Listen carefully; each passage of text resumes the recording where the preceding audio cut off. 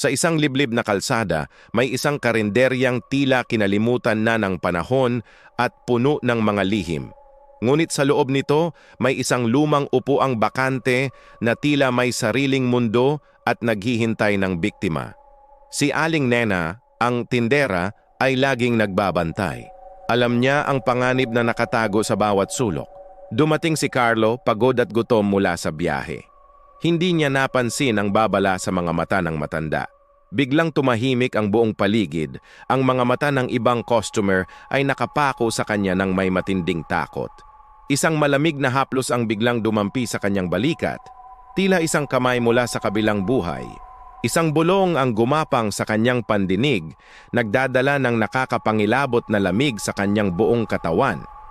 Dala ng matinding takot, napatayo si Carlo at humandusay ang lumang upuan sa sahig. Pagtingin sa sahig, mga bakas ng paa lamang ang natira, ngunit wala ng bakas ni Carlo kahit saan.